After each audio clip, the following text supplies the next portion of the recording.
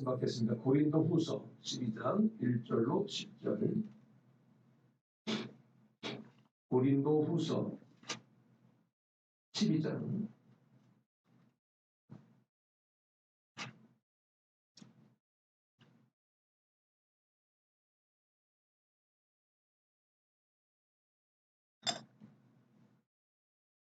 고린도후서 12장 1절로 10절.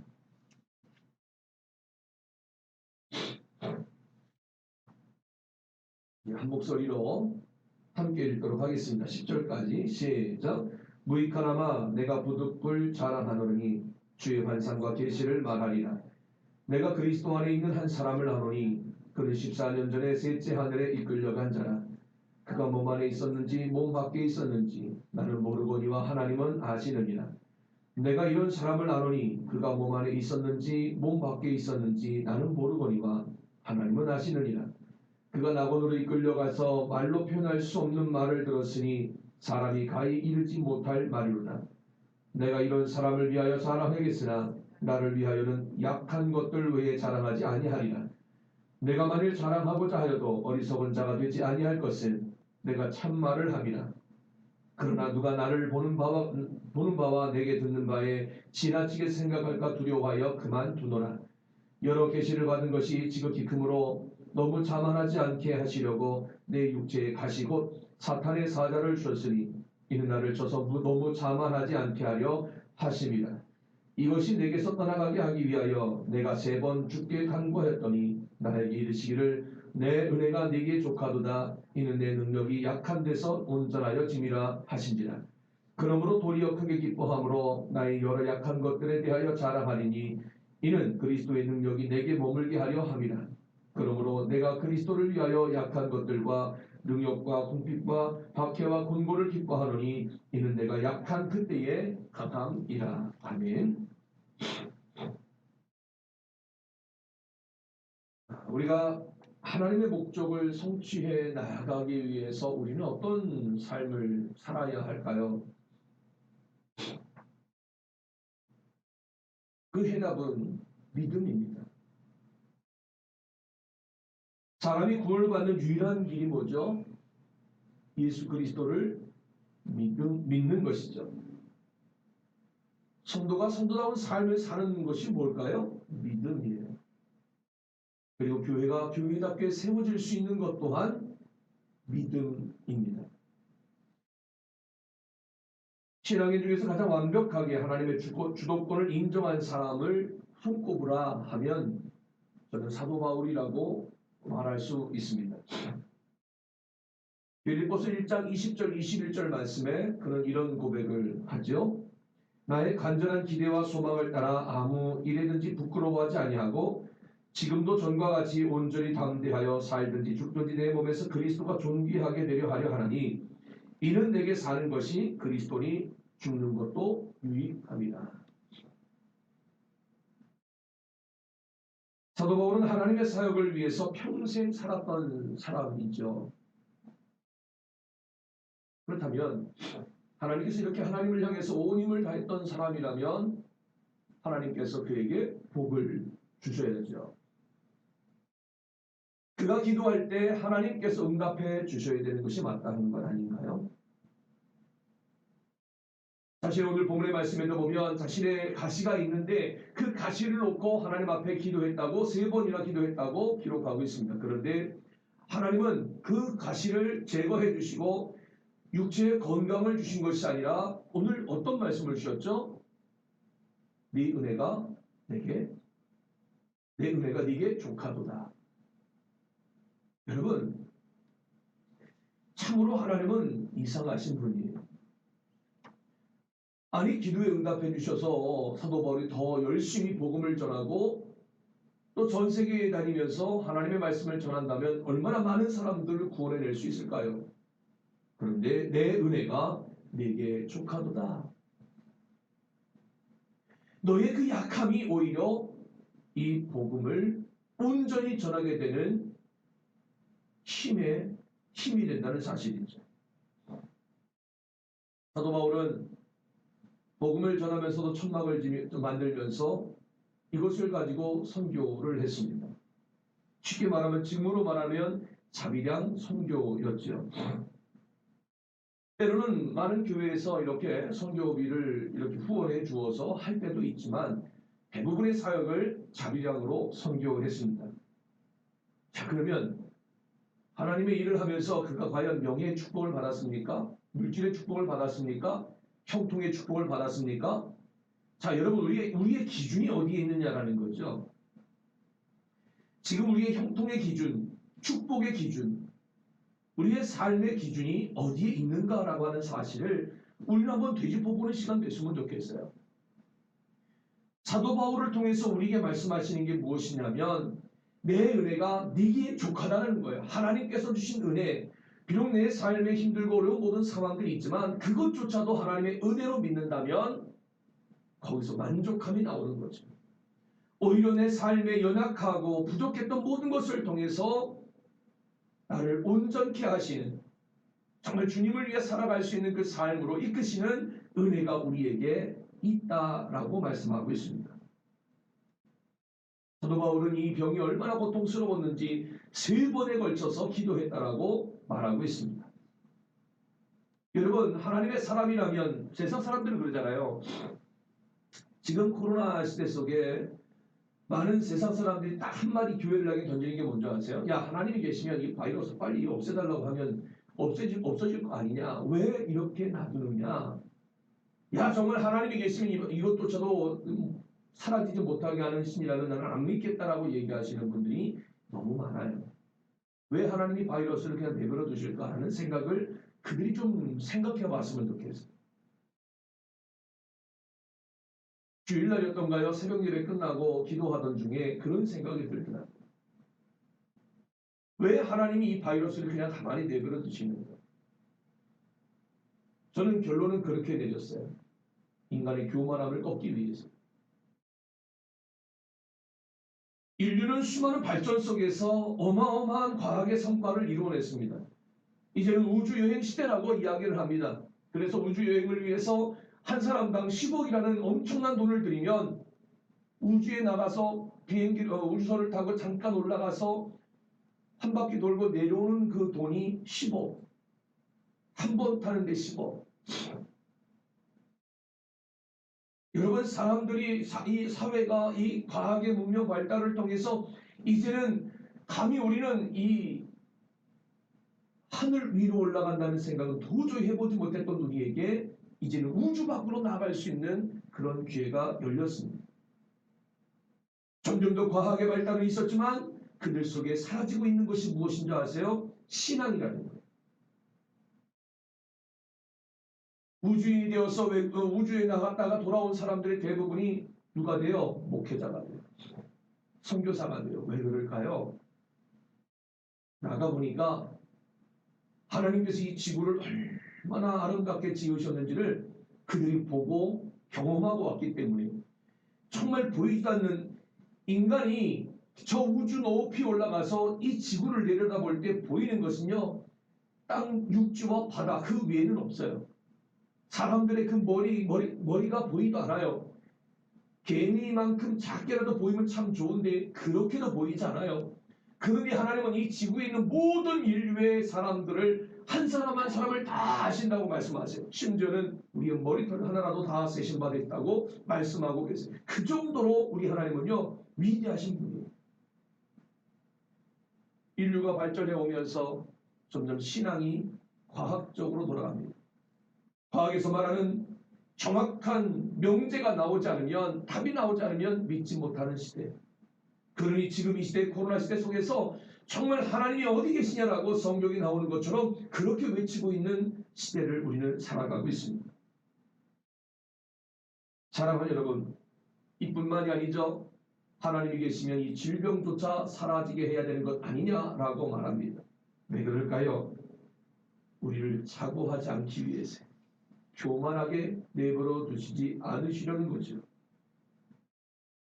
중요한 것은요, 이 코로나 시대 속에서도 우리 안에 무엇이 필요한가라는 거예요. 우리가 이렇게 새벽 기도회를 통해서, 특별 새벽 기도회를 통해서 하나님 앞에 나온 이유가 무엇이냐? 중요한 사실 하나가 있습니다. 믿음이라는 것. 기도라고 하는 타이틀을 가지고 시작하지만 그 기도 속에 우리의 믿음이 없이는 응답이 없기 때문입니다. 더 중요한 것은 이 코로나 시대 속에나 내 삶의 질병이 나를 찾아왔을 때 내 안에 과연 이 믿음이 있느냐, 이 질병조차 이겨낼 수 있는, 오히려 그 속에서 내 은혜가 내게 족하도록 말씀하실 때에 아멘이라고 말할 수 있는 믿음이 내 안에 있는가라고 하는 사실입니다. 여러분 어떠세요? 여러분 믿음 안에서 이 육체의 가시를 보면 사도 바울은 어떻게 생각할까요? 따라합니다. 하나님의 은혜, 하나님의 은혜. 여러분의 삶에 있는, 여러분이 코로나 시대 속에서 우리가 살아가고 있지만 이 코로나 시대 속에서도 이것을 믿음의 눈으로 보면 여러분 하나님의 은혜가 보이셔요.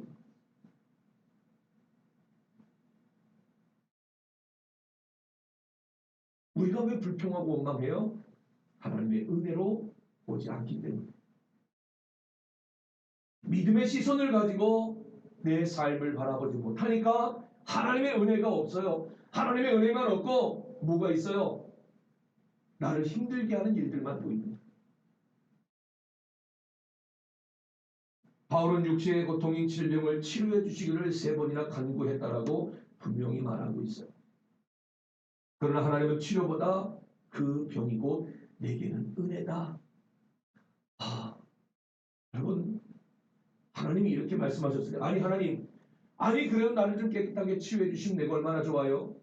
아니 베드로는 성전 미문에 앉아있는 사람에게 외칠 때 예수님의 이름으로 외치니까 병든 자가 치료받아서 벌벌 뛰면서 하나님을 찬양했잖아요. 그러면 내 육체의 이 가시도 좀 제거해 주시면 내가 얼마나 하나님을 찬양할 수 있게요? 하나님 나 좀 치료해 주세요.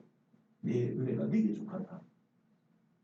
아니 하나님 하나님의 은혜 내가 알아요. 근데 이거 치료해 주세요. 제발 좀 치료해 주세요. 아니다. 내 은혜가 네게 족하도다. 너의 강함은 이 약한 데서 나온단다. 그러나 사도 바울이 만약 믿음의 시선으로 이것을 바라보지 않았다면 3번째도 동일하게 기도했을 거예요. 하나님 너무하시는 거 아니에요? 내가 뭘 그리 잘못했어요? 내가 하나님을 향해서 얼마나 내 목숨을 다해서 일했는데 나에게 이 가시 하나 빼주지 못합니까? 아버지가 아들을 향해서 아프다고 외칠 때 얼른 달려가 그 아픈 손을 붙잡으면서 호호해 주는데 하나님은 도대체 나에게 무슨 호호해 주고 계세요? 나 아파요. 나 낫게 해주세요. 아니야. 내 은혜가 네 부족한 거야. 만약 그 3번의 모든 기도 속에 하나님께서 주신 그 말씀을 믿음의 시선으로 바라보지 못한다면 결국은 사도 바울도 낙심할 수밖에 없어요. 왜요? 인간이기.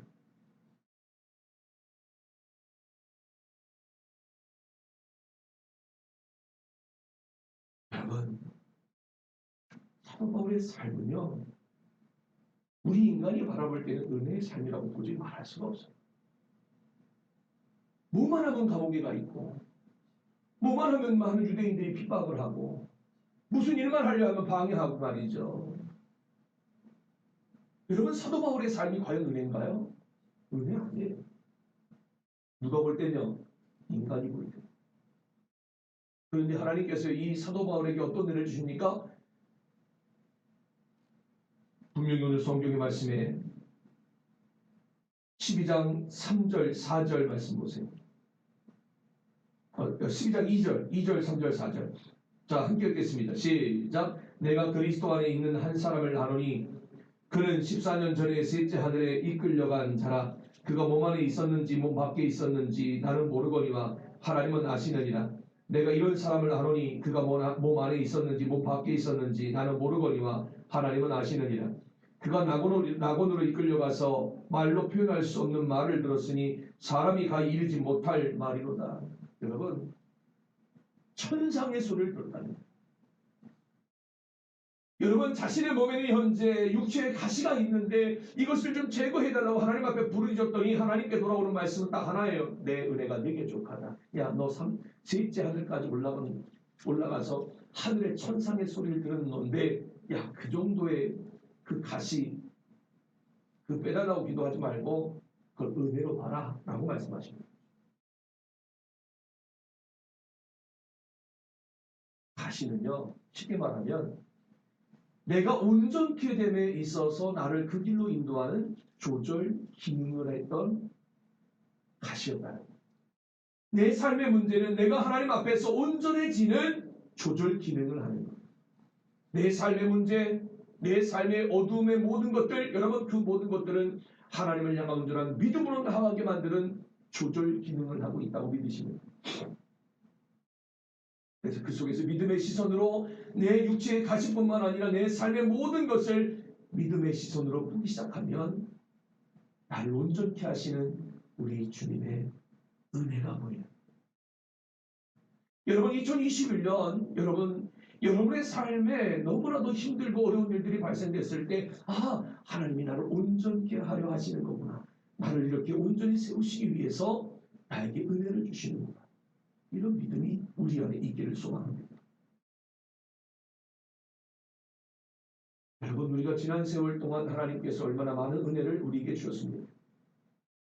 사도 바울처럼 셋째 하늘까지 올라가 하늘의 천상의 소리를 듣지 못했어도 그 천상의 소리를 들은 바울을 통해서 그 하나님에 대해서 우리에게 전해주고 있는 이 놀라운 생명의 말씀이 우리 안에 있습니다. 지난 1년 동안 그나마 그래도 우리는 예배 가운데 있었던 이 모든 사실, 코로나로 인해서 제재를 받고 통제를 당하고 심지어는 숫자까지도 다 제재를 받으면서 우리 지난 1년 동안 그래도 단 한 주도 문 닫지 않고 은혜 가운데 살아간다는 사실. 그러니 코로나라고 하는 이 가시는 오히려 우리를 더욱더 믿음으로 나를 온전히 세워주는 도구가 되었다는 거죠. 누구든지 불평하고 원망할 수 있습니다. 내 삶에 있는 모든 현실의 문제 때문에 정부뿐만 아니라 교회를 향해서 비난하는 수많은 사람들, 그들을 향해서 저주를 퍼부을 수도 있습니다. 그러나 우리는 그렇게 하지 않았어요. 오히려 기도하면서 하루속히 코로나가 종식될 수 있도록 매일같이 기도했고 그 기도 가운데 우리는 지금까지도 삶을 살아내고 있습니다. 결국 코로나는 우리의 믿음이 더욱더 온전해지게 만드는 조절 기능을 했던 도구입니다.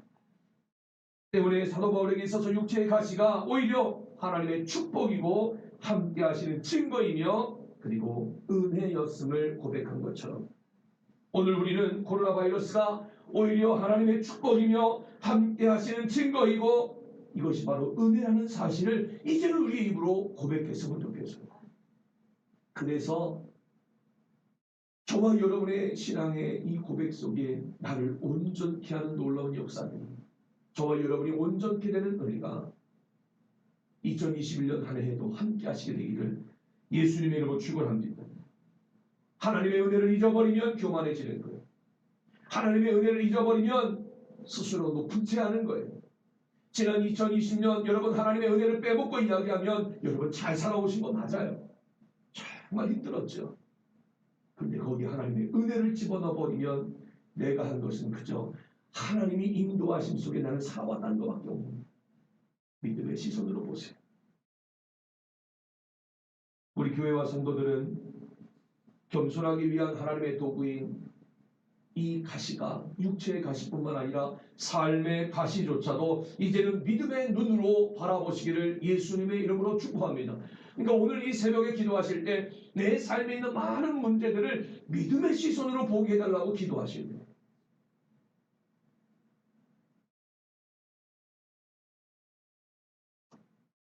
두 번째로는 믿음 안에서는요 오히려 약한 것이 강한 것이 된다는 사실. 여러분 하나님이 쓰시는 사람은요 강한 사람을 쓰시지 않더라고요. 약한 자를 들어 쓰시더라고요. 베드로 약한 자죠. 자기 목숨 부지하려고 3번이나 예수님을 부인했던 참 약한 사람입니다.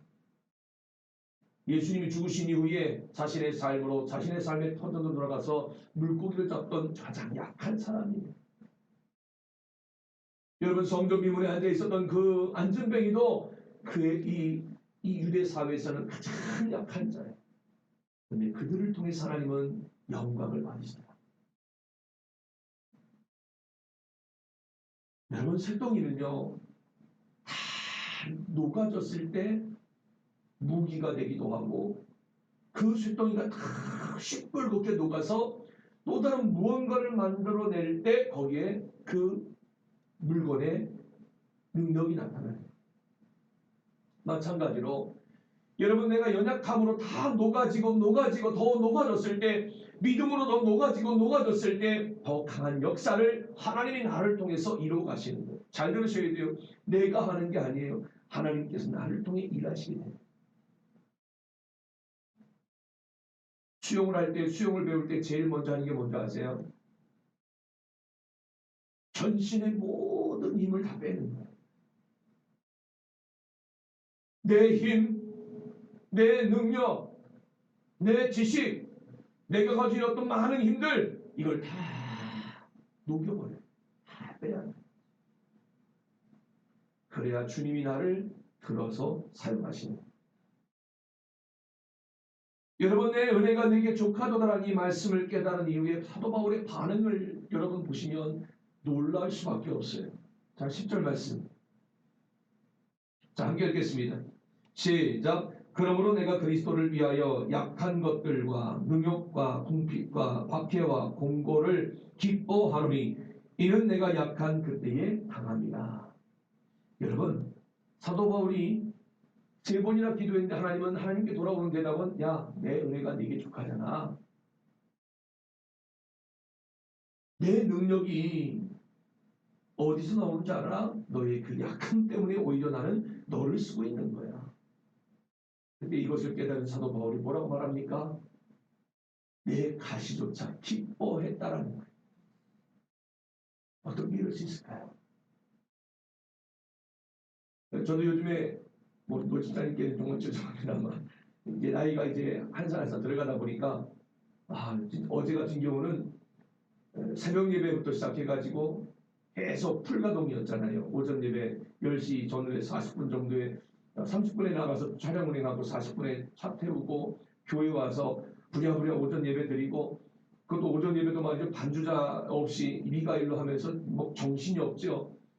막 그런데다가 예배 끝나자마자 바로 또 촬영 갔다가 다시 또 이걸 또 세팅을 다시 하고 영상 송출할 수 있는 그 주소 다 집사람한테 보내고 다 하고 나서 다시 촬영 갔다 와서 부랴부랴 다시 교회 올라와 다시 또 준비하고 또 설교 메시지 전하고 그 다음에 또 이제 마치고 나서 또 나가서 왔더니 이제는 쉴 수가 없어요. 왜? 주일 앞에 축도를 해야 되니까. 아니 잠깐 한 10분이라도 20분은 좀 눈 좀 붙이고 있고 싶은데 조금만 눈 감았다가는 그날 밤까지 못 일어날 것 같아요. 그래서 눈이 쳤다고 그냥 가만히 앉아서 이것저것 준비하다가 오후 예배 준비하다가 시간 다 가버렸어요. 신기하죠. 10시가 되니까 도저히 눈꺼풀은 내려가죠. 머리는 멍하죠. 다행히 이 말씀은 이미 제가 토요일날 준비해놨던 말씀이기 때문에 이건 참 감사한 거예요. 미리 준비, 더 이상 주일날 월요일날 파워포인트를 준비할 일도 없어요. 다 준비해놨기 때문에 이걸 가지고 그냥 설교하고 또 하면 돼요. 그래서 10시에 그냥 에라 모르겠다. 눈꺼풀이 자꾸만 내려오는데 말이에요. 이걸 도저히 잡아낼 수가 없어요. 그런 경험이 있으시잖아요. 밤을 샜는데 다음날 아침 눈꺼풀이 막 내려오는데 도저히 못 이기는 거죠. 여러분 놀라지 마세요. 단 한 번도 안 깨고 그냥 불가동으로 쭉 잤어요. 몸이 가뿐한 거죠. 어제 하루는 정말 힘이 들었어요. 근데 어제 김 권사님이 그 얘기를 하시더라고요. 제가 감동 먹었잖아요. 뭐냐면 나중에 교회가 성도들로 꽉 차가지고 1부 예배, 2부 예배 드리게 되면 그것을 미리 연습한 거라고 말씀하시는데 말이죠. 속으로는 이렇게 힘든 건 1부 예배, 2부 예배 도저히 못하겠다. 차라리 넓히는 게 낫다. 그 생각을 하는데 권사님이 그 얘기를 하니까 너무너무 기분은 좋은 거 있죠. 그래서 그랬을까요? 이 힘들었던 모든 노근함이 쫙 풀리더라고요. 그건 육체에 가시는, 저도 지금 어제 같은 경우 너무 힘들었잖아요. 이런 힘들고 어려운 일들이 우리의 삶, 우리 인생 자체가 그런 거잖아요. 그런데 이걸 내 삶에 하나님께 주신 은혜로 믿어버리니까 사도 바울은 그것이 기쁨이 됩니다. 그동안에는 고통이었어요. 그동안의 삶은 아픔이었어요. 절망이었어요. 좌절이었어요. 그런데 믿음의 시선으로 하나님의 은혜로 바라보니까 그 가시조차 기쁨이 된다. 사랑하는 여러분, 베토벤은요 천재적인 음악가였지요. 운명 고향곡, 교향곡, 전원 교향곡, 여러분 이런 것들 외에 수많은 교향곡을 만들었어요. 그런데 그가 이렇게 위대한 음악을 만들어낼 수 있었던 가장 큰 원천이 뭔지 아세요? 그의 눈과 시력을 상실하다. 육체의 가시, 육체의 고통으로 심오한 번뇌 속에 빠지게 되었을 때 비로소 그는 하나님의 은혜를 발견하게 됩니다. 베토벤에게 육체의 가시로 인한 약함을 느껴졌을 때 오히려 하나님을 발견하게 되고 오히려 그것을 통해서 그는 강한 이 음악을 만들어내게 되었습니다. 시편 62편 5절 6절 말씀 이렇게 말씀합니다. 나의 영혼아 잠잠히 하나님만 바라라. 물은 나의 소망이 그로부터 나오는도다. 오직 그만이 나의 반석이시오 나의 구원이시오 나의 요새이시니 내가 흔들리지 아니하리로다. 여러분, 내 모든 소망이 하나님께로 오기 때문에 우리는 잠잠히 하나님이 하신 일들을 바라보면서 우리의 믿음이 절대로 흔들려서는 되지 않는다는 사실. 육체의 가시로 고통을 느낄 때 여러분 반드시 기억하십시오. 그때가 하나님의 때. 내 삶의 문제가 발생됐을 때 그때가 하나님의 때. 지금 코로나 시대로 힘들고 어려운 이 상황이 있을 때 바로 하나님이 일하기를 시작하실 때. 여러분 이 믿음의 시선으로 이 세상을 바라보면 코로나도 은혜가 될 수 있어요. 사람들은 어떻게 코로나가 은혜가 될 수 있느냐고 말하지만 믿음으로 보면 돼요. 세 번째로는 믿음 안에서 약할 때 여러분 무엇을 해야 될까요? 제가 오늘 말씀드리고 싶은 것은 바로 이것입니다. 우리의 육체가 연약할 때, 내 삶에 문제가 발생했을 때, 정말 힘들고 어려울 때 믿음 안에서 기도할 때 사도 바울이 어떻게 강한 능력을 받게 됩니까? 어떻게 하나님의 은혜를 가지고 살아갑니까? 그는 그 약함 속에 그 가시 속에 하나님 앞에 3번이나 동일하게 구하고 있습니다. 여러분 기도의 중요한 목적이 뭔지 아세요? 여러분 오해하지 말고 잘 들으세요. 기도의 목적은 응답이 아니에요. 응답은 부차적인 것들이에요. 이미 약속되어진 것들이 기도를 통해 우리 무엇을 깨달아야 될까요? 기도의 중요한 목적은 나를 발견하는 거예요. 내가 어떤 존재인지, 내가 어떤 존재인지를 깨닫는 것이 기도예요. 여러분 하나님이 나를 돕지 아니하시고는 나는 아무것도 아니라는 이 사실, 이 자나 자신의 삶을 발견하는 것이 기도예요. 그래 철저하게 하나님을 의지하는 거예요. 그동안은 내가 해왔던 것 같고 믿음 안에 살고 있지만 마치 내가 어떤 능력이 있어서 뭔가를 해온 것 같은데 뒤돌아보니까 나는 아무것도 아니었다는 거죠.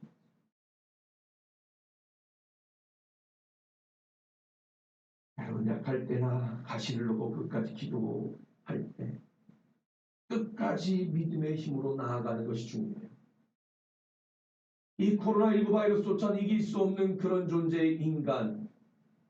그러나 하나님은 이런 속에서 나를 통해 일하시고 이것조차 우리가 마음대로 할 수 없는 그런 하이지만 하나님이 하시면 가능하다는 그 믿음. 그래서 끝까지 코로나가 사라질 때까지 기도하는 그 기도의 힘. 오늘 이 시대에 우리 교회가 이 기도의 능력을 행해야만 합니다. 야곱의 기도는 절박한 기도입니다. 이런 기도는 몇 불하고 끝내는 기도가 아니었습니다. 밤을 새워가며 부러진 뼈를 움켜쥐며 이대로 물러서면 되지 않는다라고 절박한 기도를 했습니다. 하나님의 마음을 움직이었고요. 그 기도를 통해 야곱은 이스라엘이 됩니다. 야곱의 기도는 생명을 담보로 하는 기도였습니다. 감히 하나님과 대결해서 이긴다고요? 여러분 어떻게 그럴 수 있겠습니까? 그런데요. 야곱은 꿈의 환상을 본 이후에 단을 쌓았다고 그러잖아요. 천사가 오르락내리락 하는 모습을 보며 단을 쌓아요. 여러분 야곱의 기도는요. 그냥 나왔던 기도가 아닌 거예요. 하란 땅에 가서 삼촌의 집에서 외삼촌 집에서 있을 때에도 그리고 돌아오는 이 모든 길에도 하나님 앞에 끈질긴 습관의 기도를 해왔다는 거예요. 단순히 기도하라는 차원을 뛰어넘어서 생명을 걸고 목숨을 걸고 내 모든 전부를 걸고 기도할 수 있어야 한다는 사실이에요. 여러분, 믿음으로 산다고 여러분 오늘 이 시대에 결단하는 저와 여러분 되시길 바랍니다. 육체에 가시든 환경에 가시든 가시의 종류는 너무너무 많습니다. 약하다고 실망하지 마시고요.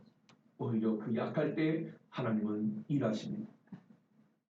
오히려 그 시간에 그 육체의 가시 속에, 상황의 가시 속에, 현실의 가시 속에, 문제의 가시 속에, 현실의 가시 속에 하나님을 찾고 하나님을 구하고 하나님께 두드릴 수 있는 기회가 된다는 사실입니다. 그러니 우리의 삶에 있는 모든 가시는 하나님을 찾을 수 있는 은혜의 시간인 거예요. 그건 얼마나 감사해요. 오늘 이 새벽에 기도하는 모든 것들도요, 하나님을 발견하는 기회가 되는 거예요. 이사야 58장 9절 말씀을 보세요. 거기엔요, 네가 부를 때에는 나 여호와가 응답한다라고 중요하게 말씀하시잖아요. 너무나도 그 말씀하시잖아요. 네가 부르짖을 때는 내가 여기 있다 합니다. 아니, 응답하시겠다 말씀하시며 야, 내가 여기 있어 라고 말씀하신대요. 그래, 문제 해결해 줄게 이게 아니라 내게 응답할 텐데 어떤 응답이냐면 그래, 나 여기 있어 하나님 하고 외치니까 하나님이 응답을 주시는 거예요. 이 응답이 어떤 응답인 줄 아세요? 이 기도자에게 그래, 내가 여기 있어, 염려하지 마, 네가 믿는 나 여호와가 네 옆에 있으니 너는 두려워하지 마, 강하고 담대한 믿음을 가지고 너희 그 약함을 통해 내가 일할 테니까 너는 그 길을 믿음의 길로 믿음으로 가라는 거예요. 여러분, 오늘 이 새벽에 간절하게 기도하실 때 주여 주여 외칠 때 그래, 내가 여기 있어, 왜 뭐 때문에 내가 뭘 해줄까? 하나님이 일하실 그때를 만들어 가시기를 예수님의 이름으로 축원합니다. 육체의 가시 때문에 괴롭습니까? 삶의 문제 때문에 괴롭습니까? 여러분의 인생 가운데 있는 모든 가시 때문에 괴롭고 답답합니까? 여러분, 믿음으로 기도하십시오. 그 어떤 어려움도 이길 수 있는 능력이 하나님께로부터 우리에게 공급될 뿐만 아니라 나의 이 약함을 드러내고 하나님 앞에 구할 때 오히려 이 약함이 나를 강하게 합니다. 나를 강하게 하시는 하나님 앞에 내 모든 것을 맡기고 오늘 믿음으로 나아가십시오. 기도합니다. 거룩하신 아버지 하나님, 감사합니다. 우리의 삶에 가시가 있습니다. 인생 가운데 너무 많은 가시가 있습니다. 우리는 그럴 때마다 기도를 하지만 정작 기도에 응답이 없으면 낙심하고 절망을 합니다. 사도 바울은 오히려 3번이나 동일한 기도를 했지만 내 은혜가 내게 족하도다 라고 말씀하시는, 정말 우리 주님의 음성을 들었을 때에 사도 바울이 인간적 생각을 했다면 하나님을 원망했을 겁니다. 그러나 사도 바울은 오히려 그 가시를 기뻐했다라고 10절을 통해 말씀하고 있습니다. 또한 그 모든 것을 통해서 나의 약함이 강함이라고 고백하고 있습니다. 거룩하신 하나님, 오늘 우리의 삶에도 육체뿐만 아니라 삶에도 환경에도 수많은 가시가 마치 성게의 가시처럼 우리의 모든 삶을 찌르고 있습니다. 그러나 우리가 반드시 기억할 것은 이런 어려움의 때가 바로 하나님의 때이며 하나님이 일하실 수 있는 때이기에 우리는 그저 믿음의 시선으로 이 모든 것을 바라보며 주님께 믿음으로 간구하는 삶이 되게 하옵소서. 2021년 믿음의 기도를 통하여 하나님께서 나가시는 응답의 모든 삶을 살아내게 하시고 주의 선하신 뜻 가운데 온전히 걸며 살아갈 수 있도록 함께 하옵소서. 우리 모든 삶을 통해 능력을 허락하시며 소망을 주시는 주님만 바라보며 오늘 힘들고 어려운 이 코로나 시대 속의 삶을 믿음 안에 승리할 수 있는 우리 모든 삶이 되게 하여 주시옵소서.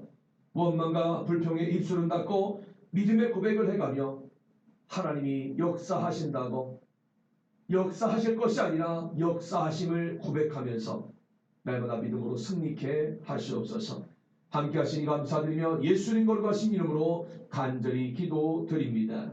아멘. 하늘에 계신 우리 아버지여, 이름이 거룩히 여김을 받으시오며 나라의 마옵시며 뜻이 하늘에서 이룬 것 같이 땅에서도 이루어지이다.